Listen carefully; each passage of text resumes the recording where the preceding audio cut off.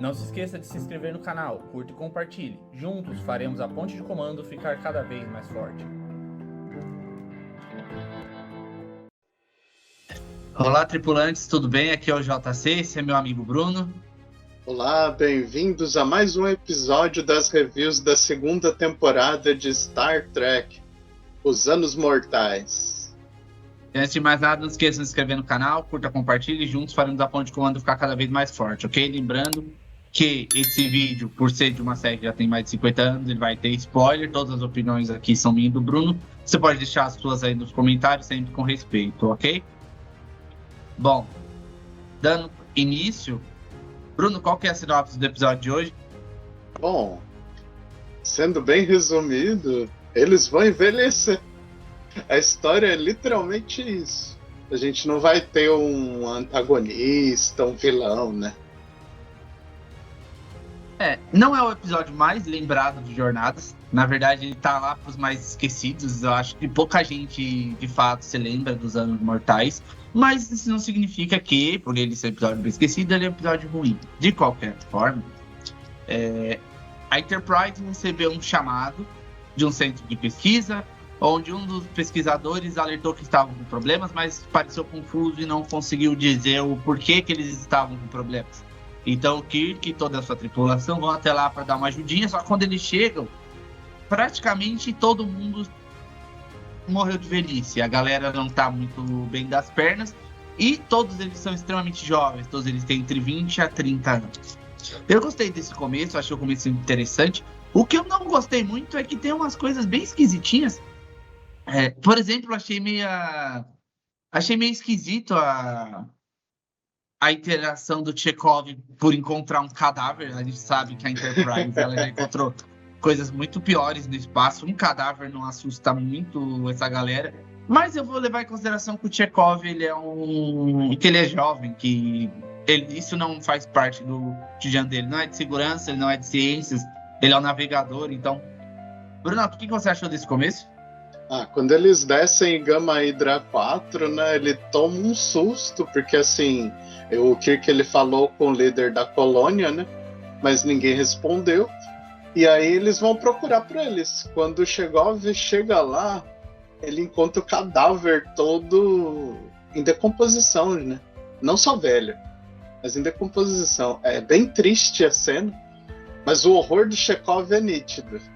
E aí quando chega o Kirk e o McCoy, eles reagem de forma mais firme. Então acho que a experiência, o que eles já vivenciaram, influencia muito. Com certeza. Bom, eles precisam saber o que está acontecendo, e aí o cara que os chamou, aparece correndo com a vovozinha, que teoricamente era para ser a esposa dele, mas os dois têm 28 e 29 anos, mas estão com a aparência de 90. Eu confesso que eu gostei dessa entradinha dos dois. Eu achei eles bem simpáticos. Eu não sei se, pelo que eu li, aparentemente esse ator, agora não me foge o nome dele, mas esse ator, ele foi o ator mais velho a já ter contracenado em Jornadas. Sim. O cara ele é de 1800 e tanto, né?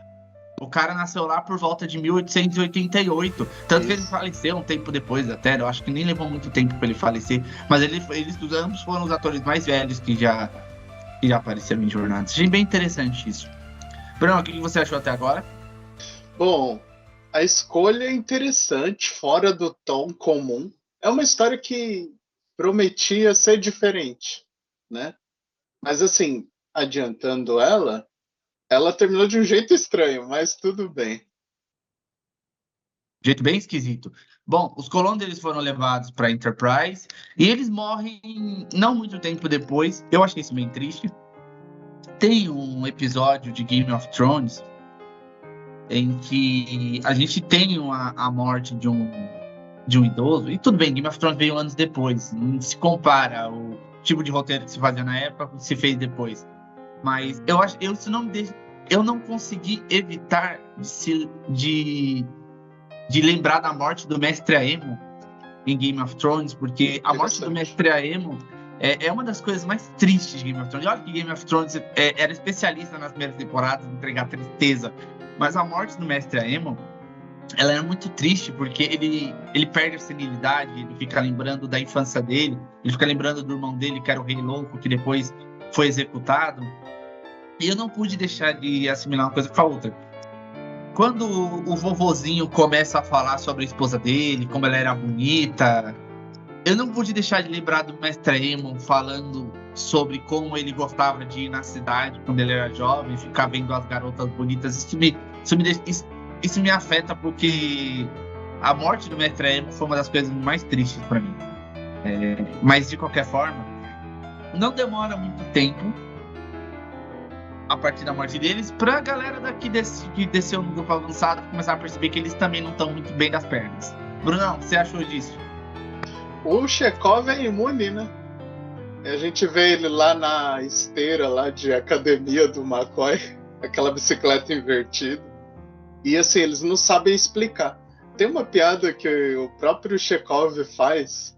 Eu achei que o Koenig ele foi muito feliz nesse momento, que é assim: pegue pele, chegou. Pegue sangue, mas amostra. Eu vou morrer porque vai acabar as amostras. Eu gostei dessa piada. Claro, eles estão analisando o Chekhov para descobrir o porquê que ele é imune, mas a princípio eles não conseguem muita informação. Um outro elemento que está nessa nave é um almirante, que é quem coordena aquela área espacial. Deixa eu só lembrar o nome É o dele. Stalker. É o Stalker. O Stalker, ele começa lentamente a ficar preocupado, porque a condição do Kirk e do pessoal do grupo avançado vai se deteriorando conforme o tempo vai passando. E na verdade, eu não vou culpar o Stalker, dessa vez eu não vou culpar o Almirante pelas decisões que ele tomou, porque eu considero que a decisão dele foi na melhor das intenções e ele não tinha muito o que fazer. Eu concordo que eles não tinham o que que fazer. Eu não acho que ele agiu como outro capitão que a gente viu no episódio da máquina. O Decker. Eu não acho que ele agiu como o Decker no episódio da máquina da destruição, porque o Decker obviamente estava agindo sobre o próprio ego. Eu acho que o Stalker, ele só estava na melhor das intenções. A gente vai entender depois o que ele faz, mas eu acho que ele só estava na melhor das intenções porque ele queria o bem para todo mundo. Não só para ele, como saudável para ele, mas para as outras pessoas da tripulação também. Acho que o Stalker ele agiu na melhor das intenções. Você gostou do Stalker, Bruno? Assim, o episódio todo dá pra ver que ele é despreparado em campo. Ele é um Comodoro, o líder é o comandante da base estelar 10, né? Fica próximo da fronteira romulana. Então me surpreende ele não entender os romulanos. Entendeu? Isso pra mim não fez muito sentido, não foi crível. E assim, ele ser Comodoro, você tá num posto de comando.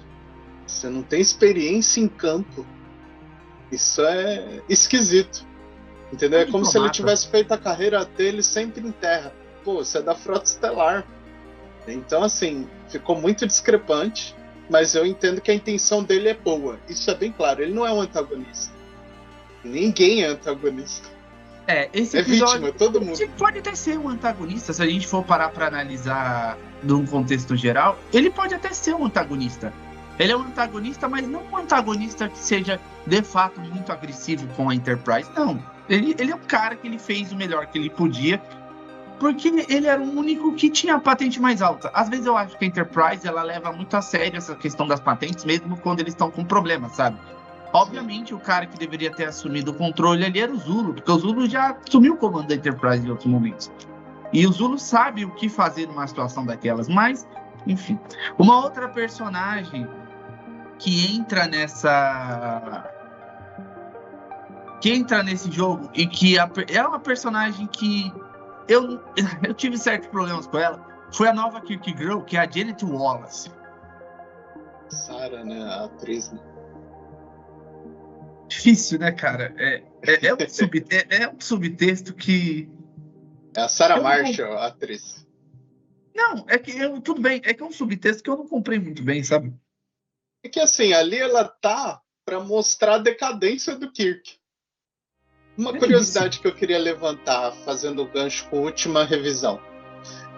Lembra que a outra atriz no My Home Horror ficou doente? foi nas cenas de gravação desse episódio de Anos Mortais que o Kirk teve que gravar as cenas com a outra atriz. Então imagina a bagunça, é maquiagem. E aí um detalhe alto dessa história, não só a temática, mas a produção, o bastidor, eu acho que é o melhor desempenho de tudo aqui. Como eles fizeram a história parecer crível no envelhecimento. E esse episódio ele foi gravado em 2 fatias. Todas as cenas jovens, primeiro, e por último, todas as cenas velhos. Então foi um desafio de encenação. E todo mundo foi bom. O melhor pra mim é o DeForest Kelley. É o velhinho mais crível, não só por ele ser mais velho, mas ele entrega uma rabugice muito carinhosa de um idoso. Entendeu? Então eu gostei muito. Essa Kirk Girl, só dando um passo pra trás, essa Kirk Girl, ela me lembrou uma fusão da Millie Alcock com o Sid de Toy Story. Ela parece que alguém juntou os 2 personagens num só e fez essa mulher, porque ela tem um rosto muito... Eu não sei se a palavra certa seria diferente, mas ela é bem Boneca diferenciada. Suzy. Exatamente. Só que o que eu não gostei dela é que aparentemente a moral dela é bem baixa, né? Ela não tem muito... Assim, eu não curti muito essa flertação dela com o Kirk, Assim, e eu não vou nem falar da parte dele, porque tem uma outra ela fala uma coisa observação. bem cômoda. Tem Porque uma ela observação dela. Sabe o primeiro episódio onde nenhum Homem Giants esteve? O Mitchell ele falou que tinha uma cientista que largou ele, né? Naquela época, o pessoal entendeu que era a Janet. Entendeu? Tanto que nas gravações de A Ira de Khan, inicialmente não ia ser a Doutora Marcos, ia ser a Janet. Só que aí eles mudaram toda a história, porque esse episódio acabou bem ruim pra ela. No caso, é que ela fala pra ele que... Não, eles estão discutindo sobre talvez uma possibilidade de voltar a reatar essa relação. E ele é até bem honesto. Ele fala, mas espera aí, você me trocou, me deixou pelo seu marido. E aí, não exatamente com essas palavras, ela pega e fala basicamente isso, ele está morto. Tipo, Não, ele tá morto, ela não velho. usa essas palavras, mas ela usa esse sentido, tipo, mas agora meu marido morreu. Tipo, foda-se, dane-se a memória do cara, que ela foi casada com ele. Não, ele tá morto, você é gostoso.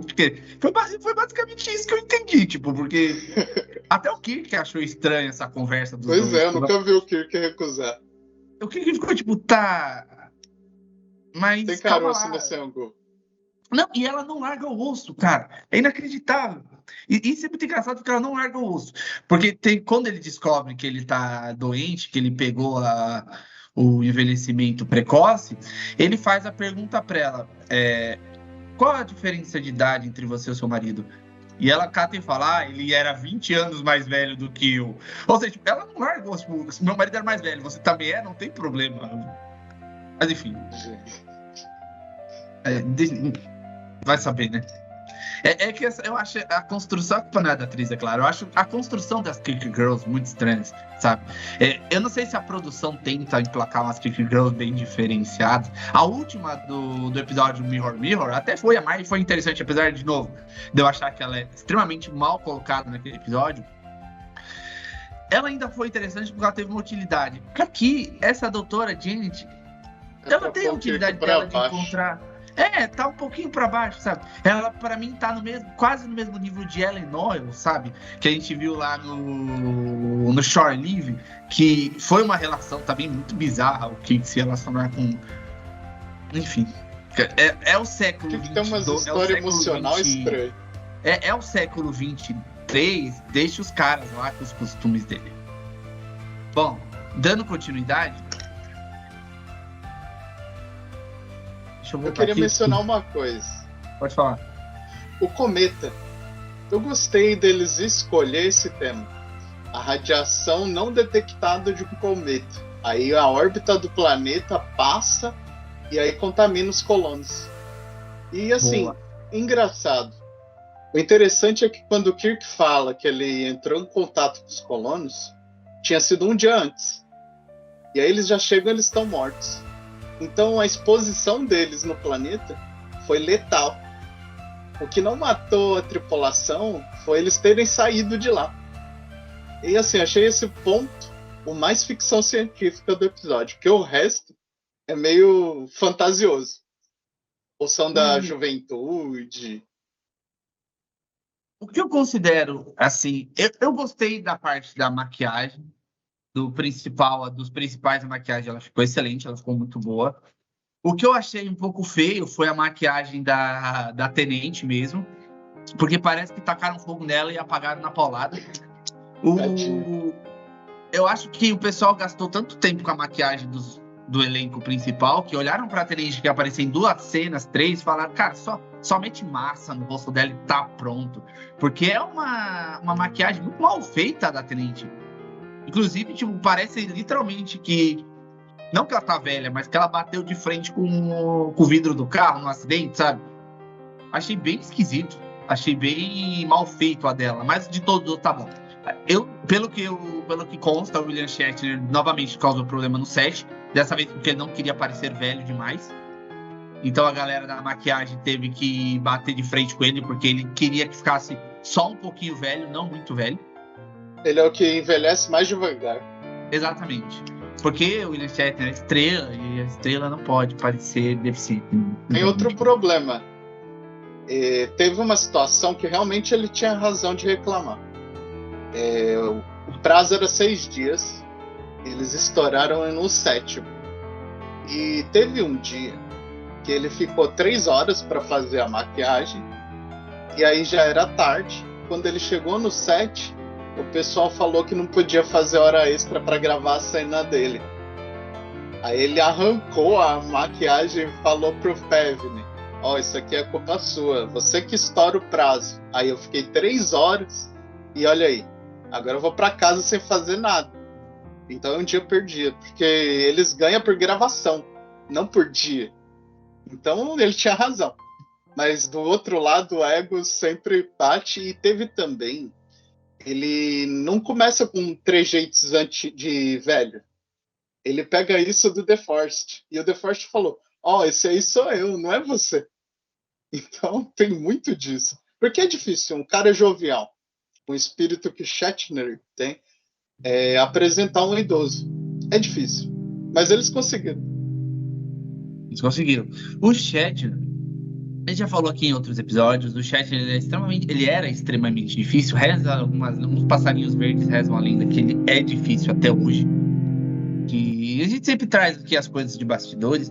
Dizem que até hoje ele não fica muito satisfeito com o fato de que o Picard teve uma série própria e ele não.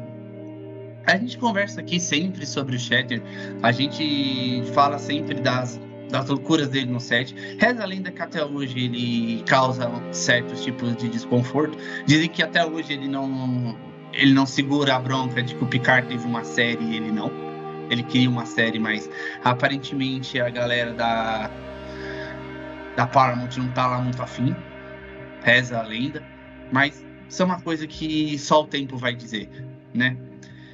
Que ele era difícil, a gente sabe. Mas também tudo tem limite, né? Você fazer o cara passar por um processo de 3 horas de maquiagem pra você simplesmente virar pro cara e falar que você não vai gravar, é bem difícil de tancar. Mas, bom, dando continuidade, a galera começa a envelhecer realmente muito rápido. E eles, na verdade, descobrem que o que salvou o Chekov foi o excesso de adrenalina. Sendo bem honesto, desculpinha mequetrefe, que pra mim não colou. Assim, tudo bem, o que salvou o Chekov foi a adrenalina. Será que ninguém ficou assustado de ver um cadáver ali? Toda a situação exigia adrenalina. Isso é desculpinha. E a gente vai falar disso aí no final. Exatamente, não, isso é desculpinha, Se fosse a adrenalina que curasse a parada toda, todo mundo ia ter ficado curado no momento em que os Romulanos pararam o primeiro míssil, mas a gente vai chegar lá. Aí, ver filme de terror cura. Exatamente, tá vendo? Bem que eu disse que filme de terror previne envelhecimento. Previne envelhecimento? Agora uma coisa que eu queria falar. O julgamento não, parece um julgamento, né? É a avaliação de competência do Kirk. aquela parte da história originalmente ia ser só o Stalker. Mas o Gene Hackman e o pessoal do departamento de histórias, eles preferiram colocar o Spock para dar um conflito maior. Porque a história não tem muito conflito. E aí a gente vê o melhor amigo do Kirk e o Spock quebrar a lealdade dele. Porque ele não queria, mas ele era obrigado. Né? E assim, é mais deprimente a situação do Kirk. Porque a gente vê que ele esquece tudo, ele repete ordens, ele tá ficando torto. E assim, produção, eles colocaram uniformes maiores para parecer que eles estão encolhendo os músculos, que é normal no envelhecimento. Você começa a ficar mais magro, menos força muscular. Por isso que eles estão com as roupas folgadas. É isso aí. E aqui entra a parte principal do Stoker, né? Porque, que nem a gente falou, ele não tá completamente errado. O comando da nave tá envelhecendo, todo mundo tá tendo problema, uns estão com problema de audição, o Kirk tá com problema de memória. Ele tá com medo de ficar lá, o bagulho ser contagioso, ninguém sabe exatamente como isso foi contraído. Então, eu acho que no lugar dele eu faria a mesma coisa. No lugar dele, mesmo, eu falo, olha, rapaziada, tá óbvio que vocês não têm nenhum controle sobre. E, inclusive, é muito bom porque. Muito bom a gente mencionar isso, porque eu acho que eu concordo com o Kirk uma coisa.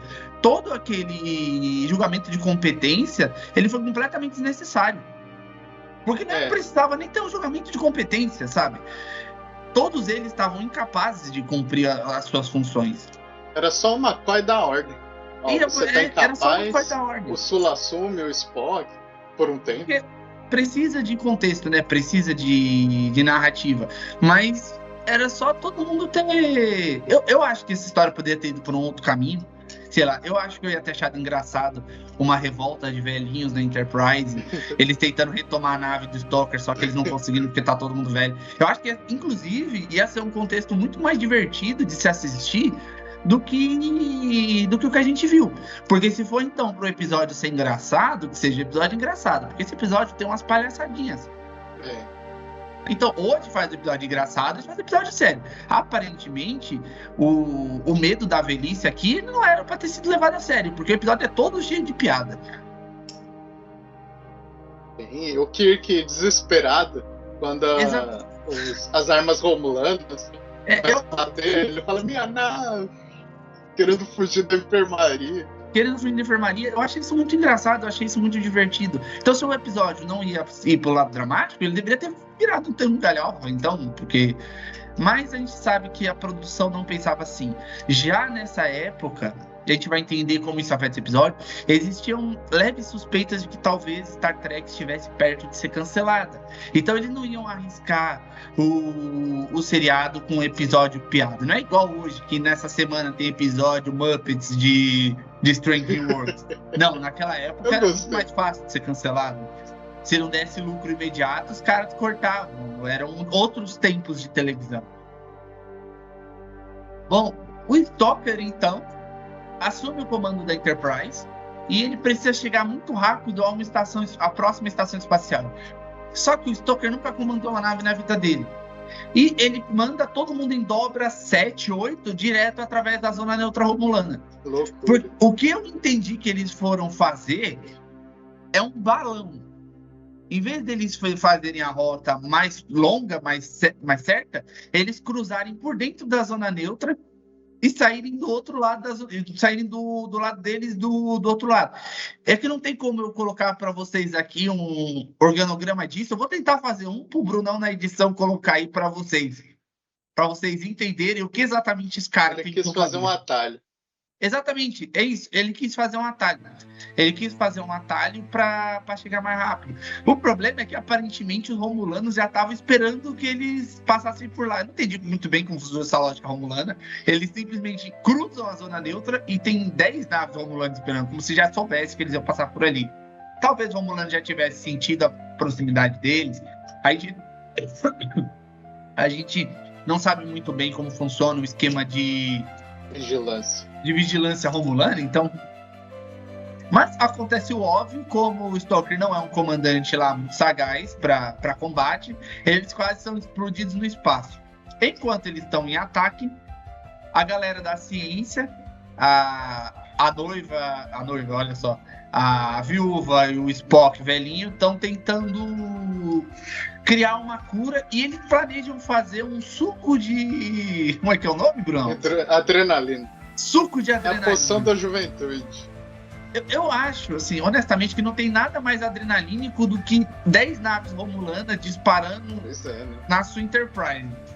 Então esse suco, pra mim, não faz a menor diferença. Toma um assim, energético. um energético. Toma um Monster. E fizeram um Monster pra eles. É tosco, pode matar. Alguns energéticos É realmente também tosco podem. mesmo. Então, é tosco mesmo, então. Mas o importante é que funcionou. O Kirk volta cheio de energia pra ponte, assume o comando, usa de novo a manobra Corbomite. Cara, quem que cai nisso? De verdade. Quem Tem um que cai sorrisinho do nesse negócio? Chekhov na hora. E o Chekhov não tava na época na nave, né? Então alguém deve Pois ter é, contado né? pra ele.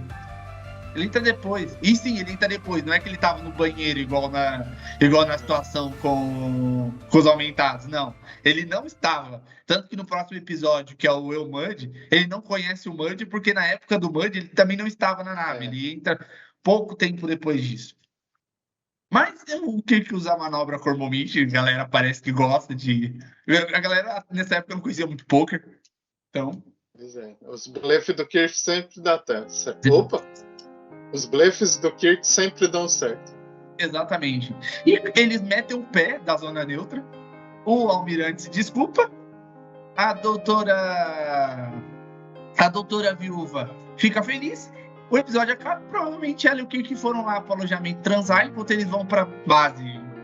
Ou deixe aí nos comentários o que você acha que eles fizeram depois disso, porque o episódio inteiro tem uma tensão sexual bem esquisita desses dois. Bruno, o que você achou desse final? Foi mediano. A solução foi rápida. Eu achei que podia ter sido mais contextualizado. Nota 7. 7? 7. Bom, vamos lá. O episódio não é ruim. É um dos episódios mais esquecidos de Jornada. A gente nem demorou muito para falar dele hoje, porque ele não tem muito o que falar. Ele é um dos episódios mais esquecidos de Jornadas. Ninguém quase nunca lembra dele. Eu acho que lá em Next Gen vai ter um outro episódio com envelhecimento também, se eu não me engano. Mas também é outro que o pessoal geralmente não lembra muito. Eu vou dar, igual o Bruno, vou dar uma nota 7 para ele. Mas é porque ele é uma coxa de retalhos de coisas que já foram usadas. Sabe? Jornadas estava... que nem a gente falou, Jornada estava a essa época com o risco de ser cancelada. Os caras não investiram num roteiro gigantesco para uma coisa que podia estar cancelada na semana que vem. Tanto que no próximo episódio os caras vão trazer o Mud de volta. O próximo episódio vai ser Muds e robôs, entendeu? Então eles vão misturar o Mud com o que as meninas são feitas. Então a gente pode se acostumar que os próximos episódios eles vão ficar misturando temas que talvez tenham dado certo.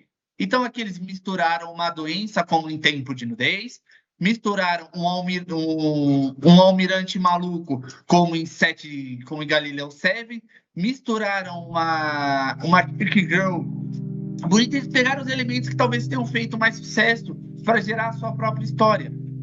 O problema é que não tem muito, assim, particularmente do episódio para se falar. Talvez a doença que é um ponto-chave no episódio, porque a gente não tinha visto uma doença assim Lidar antes. com a velhice. Lidar com a velhice, mas mesmo assim isso não é lá muito explorado, ou muito bem explorado. Isso, como eu falei, isso poderia ter tido um peso dramático muito grande sobre uma discussão sobre envelhecimento. Envelhecer é difícil, galera. Sabe? Eu falo isso porque eu tenho conhecidos que são bem velhinhos e é difícil para as pessoas ficarem mais velhas. Eu mesmo, é difícil para mim ficar mais velho. Eu não tenho a idade que eu aparento ter, sabe? E geralmente, sem piadinhas, geralmente surpreende as pessoas quando eu falo a idade que eu tenho. E assim, ficar um pouco mais velho é difícil, as reações ficam mais lentas, as pessoas param de levar a gente a sério, sabe? É como se você voltasse a ser criança às vezes. Isso eu tô falando no caso de ficar muito mais velho. Então, e todo esse tema, ele poderia ter sido muito mais bem explorado. A gente poderia ter tido uma história muito mais bem construída, uma história muito mais bem desenvolvida, uma história dramática. Mas a história, em partes, ela é dramática, em partes, ela é cômica. Então, a gente não tem nenhum dramático, nenhum cômico. E sim uma mistura dos dois, que acabam deixando o episódio bem esquisitão. Café com leite. Café com leitezaço. Um episódio, assim, bem água com açúcar para você ver com a família toda. Comendo macarrão com carne. Comendo macarrão com carne. Você vê com o seu papai, com o seu vovô que assistia Jornadas lá nos anos 60. Porque é um episódio assim que não é ruim. Não é ruim. Bom. Eu não tenho que criticar assim pesado, igual eu critiquei alguns outros episódios. Mas ele é um episódio que ele passou e é isso. Ele Consequência. Consequência disso. A gente vê um esfriamento na dramatização. E assim, o que aconteceu? Houve rumores do cancelamento de Star Trek naquela época. E aí um dos fãs, né, o Visual Trimble, ele criou uma lista de correio pedindo para o pessoal mandar para o estúdio para que não cancelasse e fizesse uma terceira temporada. E deu certo. Né? Só que depois da terceira não continuou. Era para ser 5, na terceira vai morrer. Uma pena. E aí reza lendas de que agora, depois de Strange New Worlds, vai haver Star Trek Ano 1, que vai contar ou o começo da jornada do Kirk, ou finalizar os 2 anos restantes. Mas isso a gente vai falar só quando a gente terminar as reviews da série clássica, que talvez não demore tanto, porque a segunda temporada a gente está indo até bem rápido. A gente começou a segunda temporada agora no começo do ano, e a gente está praticamente acabando ela, faltam só alguns episódios. Coisa que a gente levou o ano passado inteiro para terminar a primeira. Bom, é isso. E você? Gostou do episódio? Tá assistindo? Comenta aí embaixo. Aliás, Brunão, quer se despedir? Calma, tem uma coisa que eu quero contar. O Michael Westmore, né, que era o maquiador de Nova Geração, ele se inspirou no trabalho do Phillips, né, que era o maquiador desse episódio. E aí ele usou isso para fazer a maquiagem do The Forest no final do episódio Encounter em Farpoint. Ótimo, excelente. Que é onde a gente vai ver o Dr. McCoy pela última vez. Exato. Porque pouco tempo depois do The Forest Kelly veio a falecer. Mas é isso. Agora sim, hein? Brunão, quer considerações finais? Bom, gente, cuidem da saúde, né? Não fiquem perto da radiação de um cometa. Eu agradeço a quem chegou até aqui. Semana que vem a gente tem Eu Mud, um episódio muito cômico e tem muita coisa pra gente comentar. Obrigado, vida longa e próspera. É isso aí, não se esqueçam de ir no médico, cuida da sua saúde, coma menos açúcar, beba água, caminhe, a velhice chega para todo mundo, você não vai impedir isso, então cuide de si mesmo para ser um velhinho saudável, ok? Eu agradeço também quem acompanhou a gente, quem acompanha, quem está sempre no canal. Agradeço a Dadá e a todo mundo que deixa aí os comentários para a gente conseguir, para a gente incentivar. Nossa equipe de produção está crescendo. Tá aí Felipe e Mariana agora, junto com a Danúbia, e em breve a gente vai conseguir trazer mais coisas interessantes para vocês. Kaplar, uma excelente semana e é isso aí. Até mais.